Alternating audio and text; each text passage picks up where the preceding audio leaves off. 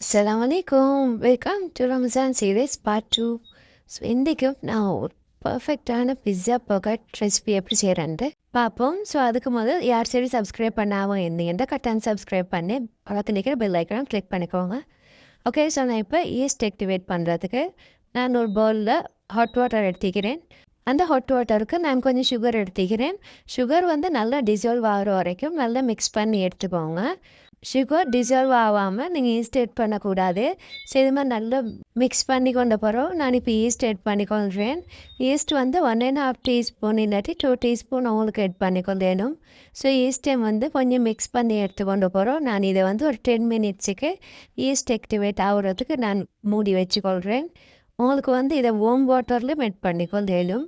So இது நான் இன்னொரு பவுலில் வந்து ஃப்ளா எடுத்துக்கிறேன். ஃப்ளாக்கு வந்து தேவையான அளவு உப்பு எடுத்துக்கொண்டிருக்கிறேன். அதோடு சேர்த்து கொஞ்சமாக ஆலிவ் ஆயில் ஆட் பண்ணிக்கொள்ளுங்க.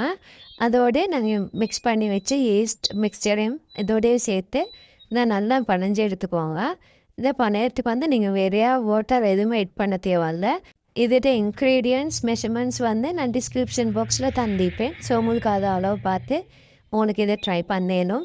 ஸோ இதுக்கு வந்து நான் வேறு எதுவுமே வாட்டர் எதுவுமே ஆட் பண்ணல. ஸோ இது மாதிரி நல்லா மிக்ஸ் பண்ணி எடுத்துக்கொண்டு போகிறோம்.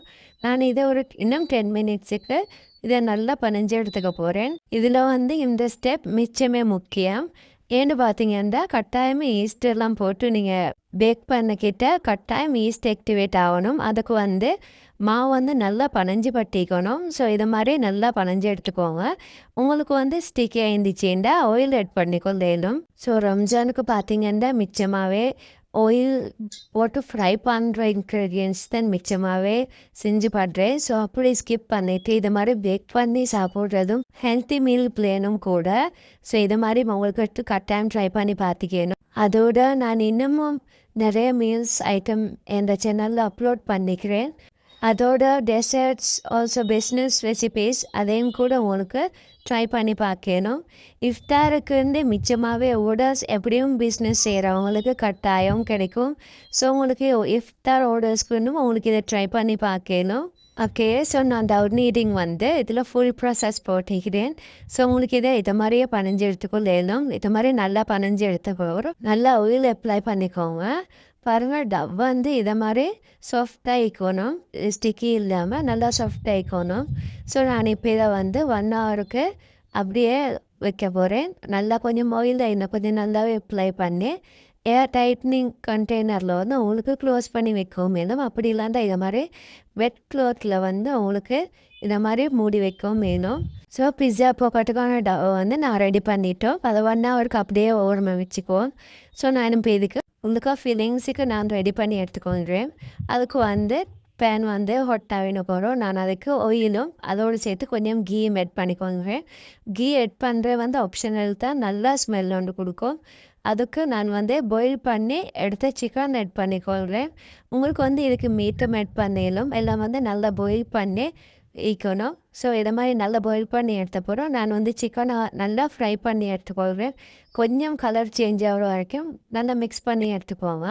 ஃப்ளேமை பார்த்தீங்கன்னா மீடியம் ஃப்ளேமில் வச்சு தான் நான் செய்கிறேன். ஸோ நல்லா கொஞ்சம் கலர் மாதிரி வந்த போகிறோம். நான் இதுக்கு ஆனியன்ஸும் டொமேட்டோவும் சில்லியும் ஆட் பண்ணிக்கொள்கிறேன். இதில் வந்து நல்லா சாப் பண்ணிக்கணும். அதுக்கு வந்து நான் ஜிஞ்சர் கார்லிக் பேஸ்ட்டும் கொஞ்சம் ஆட் பண்ணிக்கொள்கிறேன். ஸோ இதை மாதிரி நல்லா ஆட் பண்ணிக்கொண்டு போகிறோம். நல்லா மிக்ஸ் பண்ணி எடுத்துக்கோங்க. இதை கொஞ்சம் ஆயிலில் நல்லா மிக்ஸ் பண்ணி எடுத்துக்கொண்டு போகிறோம். நான் இதுக்கான ஸ்பைசஸ் எல்லாமே ஆட் பண்ணிக்கொள்கிறேன். ஸோ நான் அதுக்கு தேவையான அளவுக்கு சால்ட், பெப்பர், அதோடு சேர்த்து கொஞ்சம் கியூமின் பவுடர், கொஞ்சம் டர்மரிக், அதோட கொஞ்சம் சில்லி ஃப்ளேக்ஸும் ஆட் பண்ணிக்கொள்கிறேன். உங்களுக்கு வந்து இதில் உங்களுக்கு தேவையான அளவுக்கு ஸ்பைசஸ் ஆட் பண்ணிக்கொள்ளலும். உங்களுக்கு பெப்பர் அப்படி இல்லைன்னா சில்லி ஃப்ளேக்ஸ் அமௌண்ட் உங்களுக்கு போட்டிக்கலாம். அதோடு சேர்த்து நான் வந்து கொஞ்சம் சில்லி பவுடரும் ஆட் பண்ணிக்கொள்கிறேன். சில்லி பவுடர் ஆட் பண்ணின பிறகு நான் பாயில்டு பொட்டேட்டோஸ் ஆட் பண்ணிக்கொள்கிறேன். இதை பொட்டேட்டோஸை வந்து நல்லா பாயில் பண்ணி ஸ்மாஷ் பண்ணி எடுத்துக்கணும். ஸோ அதையும் போட்டு நல்லா மிக்ஸ் பண்ணி எடுத்துக்கோங்க. எல்லா பக்கமும் ஈவனாக மிக்ஸ் ஆகி எல்லாமே நல்லா வரம் வரைக்கும் நல்லா மிக்ஸ் பண்ணி எடுத்துக்கோங்க.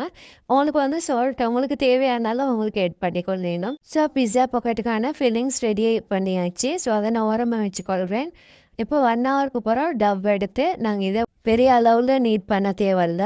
ஸோ இதை மாதிரி கொஞ்சம் ஃப்ளட் பண்ணிவிட்டு நான் வீடியோவில் காட்டிக்கிற மாதிரி நீங்கள் உங்களுக்கு கட் பண்ணி எடுத்துக்கொள்ளணும். ஸோ இதை கட் பண்ணிக்கிட்டு வந்து நீங்கள் யூஸ் பண்ணுற நைஃபுக்கு கட்டாயம் நீங்கள் 2 சைடும் ஆயில் இல்லாட்டி ஃப்ளவர் ஆட் பண்ணிக்கொள்ள வேணும்.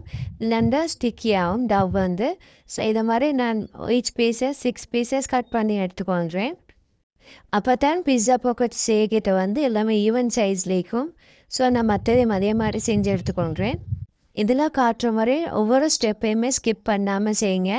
அவங்களுக்கும் அப்போ தான் பர்ஃபெக்டான இஃப்தார் டிஷ்ஷஸ் அவங்களுக்கு ரெடி பண்ணிடணும்.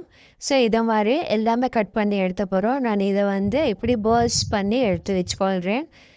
உங்களுக்கு இந்த வீடியோவில் என்ன சரி டவுட்ஸ் இருந்துச்சுன்னா கட்டாயம் கமெண்ட் செக்ஷனில் கேளுங்க. ஸோ இதை மாதிரி உங்களுக்கு செல் பண்ணணும் இஃப்தார் ஆர்டர் எப்படி என்ன சரி எடுக்கணும்னு சொன்னால் உங்களுக்கு இந்த பால்ஸ் எல்லாம் வந்து ஈச் கிராம் உங்களுக்கு நேரத்தை உங்களுக்கு செஞ்சு எடுத்துக்கொள்ளேனும். அப்போ உங்களுக்கு இன்னுமே ப்ராஃபிட் கூட வைக்கும். ஓகே, ஸோ நான் இந்த பால்ஸ் எல்லாம் வந்து இப்போ நான் ஒவ்வொரு பால்ஸாலேயும் நான் பிஸ்ஸா பாக்கெட் செய்கிற வரைக்கும் பேலன்ஸ் செய்கிற பால்ஸை வந்து நான் வெட் க்ளாத் ஒன்றால் கவர் பண்ணி வச்சுக்கொள்கிறேன். ஸோ இந்த மாதிரி நல்லா ஃப்ளவர் நல்லா தூவி விட்டுட்டு அவங்களுக்கு இந்த மாதிரி நல்லா தின் லேயராக அவங்களுக்கு தட்டி எடுத்துக்கொள்ளணும். பாருங்கள், இது மாதிரி நல்லா தின் லேயரில் வைக்கணும். ஏண்டா ஈஸ்ட் பொட்டிக்கிற சுற்றியும் அவனில் வச்சு பேக் பண்ணிக்கிட்ட எப்படியுமே டபுள் சைஸ்க்கு வரும். ஸோ அதுக்கு நான் வந்து இந்த ஃபில்லிங்ஸ் எட் பண்ணிக்கொள்கிறேன். எட் பண்ணிவிட்டு இந்த வீடியோவில் காட்டிக்கிற மாதிரி ஒவ்வொரு ஸ்டெப்பையும் ஸ்கிப் பண்ணாமல் பாருங்கள். உங்களுக்கு இது மாதிரி பர்ஃபெக்ட் டிசைனில் பிஸ்ஸா பாக்கெட் செஞ்சு எடுக்கணும். ஸோ இதை அப்படியே ஃபோல்ட் பண்ணின போகிறோம். நான் இதுக்கு வந்து கொஞ்சமாக வாட்டர் ஆட் பண்ணிக்கொள்கிறேன்.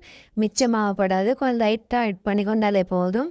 ஸோ நான் இந்த வாட்டர் ஆட் பண்ணின ரீசன் பார்த்தீங்கன்னா நான் சைடில் ஃபோல்ட் பண்ணிக்கிட்ட இல்லாட்டி ஸ்டிக்கியாக நிற்காது.